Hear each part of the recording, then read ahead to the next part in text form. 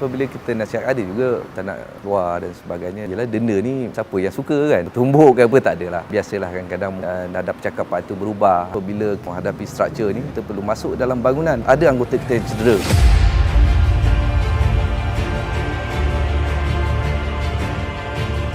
Nama saya Syobiri Abdul Kadir. Saya bertugas sebagai Ketua Zon 2 lah, JBPM Negeri Kedah di Kota Kuala Muda ni lah. Satu daerah yang pesat membangun lah, khususnya di Bandar Sungai Petani ni. Bangunan-bangunan yang didirikan, perumahan, kepadatan penduduk makin bertambah. Antara insiden yang banyak kita hadiri adalah kebakaran struktur lah, gudang, kilang, perumahan dan sebagainya. Cabaran lebih kepada operasi pemadaman. Kita berhadapan dengan kebakaran struktur ni, kadang-kadang kita kena taktikal, kita perlu masuk ke bangunan. Kita panggil pemadaman secara ofensif. Saya ingat tak sampai lagi dalam sebulan, satu kebakaran gudang lah. Kita maklumlah asap hitam apabila naik ke atas dah boleh dilihat daripada sejauh 5 km. Dia menarik perhatian masyarakat lah, jadi viral. Cabaran kita di sini bukan saja kita memadam, tetapi kita memadam dengan cepat. Kerana kadang-kadang masyarakat panik. Dan bagaimana kita untuk mempercepatkan proses pemadaman ini secepat yang boleh. Dan ada anggota kita yang cedera dalam membuat pemadaman. Apabila kita menghadapi struktur ini, ada masa kita perlu masuk dalam bangunan. Terbaru ini cederaan tu ada akibat daripada bahangan. Apabila kita bercakap dengan kebakaran gudang contohnya yang luas, berdekatan dengan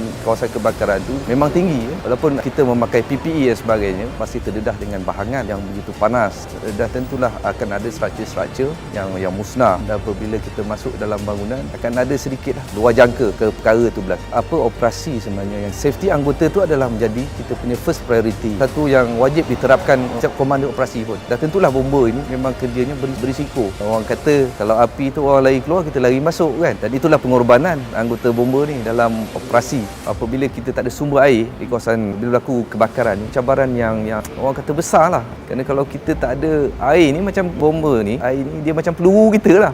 Perang macam tak ada peluru kalau tak ada air. Namun begitu, jentera kita ialah ada kapasiti air juga. Dan juga biasanya kita akan bergerak dengan water tanker. Apabila saya bertindak sebagai komander, saya suka berhubung dengan pihak berkuasa air ni. Contohnya terbaru ni kebakaran gudang, kita minta bantuan dia orang supaya mungkin menutup sekejap beberapa aliran air di cabang-cabang yang tidak terlibat dengan kebakaran itu untuk meningkatkan kuantiti air di tempat pemadaman tu. Antara juga salah satu taktikal lah yang kita buat proses pemadaman. Menyerulah masyarakat ni jangan parking di hadapan bilik bomba. Menyebabkan kalau kita jentera kita tak boleh lalu, kita ni pasukan emergency dan memang kita perlu hadir segera lokasi. Kalau kita lambat lagi banyak kemusnahan harta benda tu, dan yang lebih teruk mungkin ada ancaman kepada nyawa. Dan juga pilih bomba tu, kadang-kadang kalau ada yang tanam bunga tu, jangan tanam bunga lah. Dia menyembunyikan tu, bila berlaku kemasan tu, kita nak cari pun nanti tak jumpa, jadi masalah pada kita lah. Kita boleh compound apabila kita melihat dia sudah menghalang pilih bomba. Dan memang kita diikutkan tahun lepas kita ada buat 18 compound tahun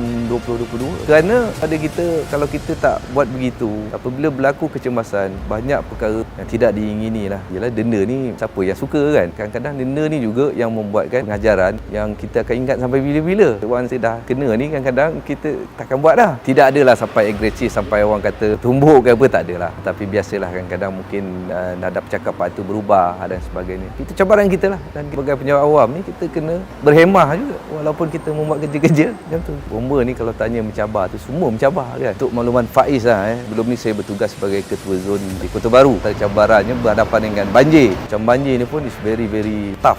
Pantai Timur ni, kerana banjir ni kadang-kadang mengambil masa yang lama dan melibatkan proses pemindahan yang ramai. Dan tentulah macam-macam cabaran. Mangsa yang ingin berpindah di waktu malam dan sebagainya. Apabila kita nasihat, ada juga tak nak keluar dan sebagainya, walaupun kita dah nasihatkan. Dan kita apabila kita dah bagi tahu dia supaya berpindah, dan apabila dia ingin berpindah, kita kadang-kadang kita masih akan memantau hari-hari, pagi, tengah hari, petang, kita akan memantau trend hujan, trend sungai, lepas sungai dan sebagainya. So kita akan tahu bila masa akan naik dan sebagainya untuk kita membuat penyelamatan. Nah, itulah cabaran kita.